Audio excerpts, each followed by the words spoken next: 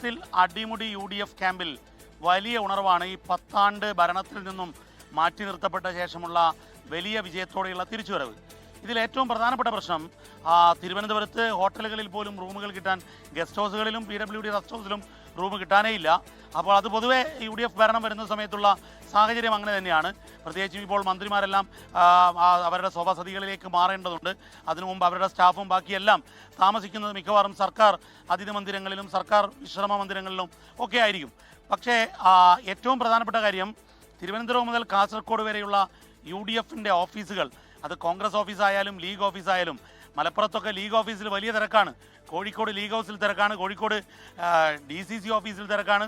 അതുപോലെ വിവിധ ജില്ലകളിൽ നമ്മൾ എറണാകുളത്ത് എടുത്തു നോക്കിയാലും ഒക്കെ അതായത് മുഖ്യമന്ത്രി പോകുന്നിടത്തെല്ലാം വലിയ തിരക്കാണ്. ഈ തിരക്കുകളിൽ ഒന്ന് പ്രവർത്തകരുടെ ആവേശമുണ്ട്, അതിനേക്കാൾ അപ്പുറത്തേക്കുള്ള ആവശ്യക്കാരുടെ വലിയ സംഘമാണ് എത്തുന്നത്. അത് ചെറിയ ആവശ്യങ്ങൾ, സഹായങ്ങൾ മുതൽ അങ്ങ് വലിയ നയപരമായ മാറ്റങ്ങൾ വരെ ഉണ്ടാക്കാൻ വേണ്ടിയുള്ള ശ്രമങ്ങളാണ്, ആവശ്യങ്ങളാണ്. ഇവിടെയാണ് നേരത്തെ നമ്മൾ പറഞ്ഞ നിലപാടുകളുടെ രാജകുമാരന് മുൻപിലുള്ള ഏറ്റവും വലിയ വെല്ലുവിളി. കാരണം സാധാരണ UDFൻ്റെ സർക്കാർ വന്നാൽ ഉടനെ സർക്കാർ സംവിധാനത്തിൽ ഒരു അയവ് വരും, കുറച്ചുകൂടി ജനകീയമാകുമെന്ന് അവർ പറയും. പക്ഷേ എന്നാൽ ചെക്ക് ആൻഡ് ബാലൻസിങ്ങിൽ കുറച്ചൊരു അയവ് വരും, എല്ലാം കുറച്ചുകൂടി ഫ്രീ അപ്പ് ചെയ്യുന്നു, ഫ്രീ ആയിട്ട് പല കാര്യങ്ങൾ പെട്ടെന്ന് വേഗത്തിൽ നീക്കുന്നു.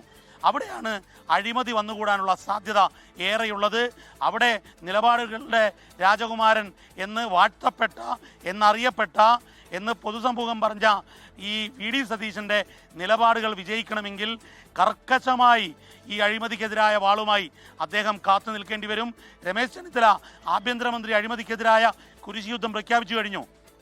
പക്ഷേ എന്നാൽ സ്വന്തം പാർട്ടിയിൽ, സ്വന്തം മുന്നണിയിൽ സ്ഥലം മാറ്റങ്ങൾ, അതുപോലെ സ്ഥാനക്കയറ്റങ്ങൾ, ഇങ്ങനെ നിരവധി കാര്യങ്ങളുണ്ട്, അനുമതികൾ, NOCകൾ, ഇതെല്ലാം കിട്ടുന്ന ധാരണാപത്രങ്ങൾ, ഇവയ്ക്കെല്ലാം വേണ്ടി മുറവിളിയുമായി എത്തുന്നവർ സാധാരണ മനുഷ്യരുണ്ട്, മറ്റൊന്ന് കച്ചവടക്കാരുണ്ട്, വലിയ നയതന്ത്ര ഡിപ്ലോമാറ്റിക്കുകൾ ലോബിയിങ്ങിന് വേണ്ടി വരും. ഇവരെയെല്ലാം മാനേജ് ചെയ്യുക, കരുതലോടെ കാര്യങ്ങൾ നീക്കുക എന്നുള്ളത് ദുഷ്കരമായ ഒരു ടാസ്ക്കാണ്. ആ ടാസ്കിൽ എങ്ങനെ കോൺഗ്രസ് നേതൃത്വം, UDF നേതൃത്വം, ഒപ്പം VD ക്യാബിനറ്റ് വിജയിക്കുമെന്നുള്ളതാണ് കാത്തിരുന്നു കാണേണ്ടത്.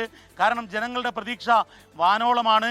VDക്ക് ഈ തെരഞ്ഞെടുപ്പിലുണ്ടായ പ്രതിച്ഛായ, ഒരുപക്ഷെ അത് ജൻസികളിലായാൽ അല്ലെങ്കിൽ ഈ സമൂഹത്തിൽ പൊതുവിൽ സമൂഹ മാധ്യമങ്ങളിൽ വന്നിരിക്കുന്ന വലിയ ഒരു പ്രതിച്ഛായയുണ്ട്.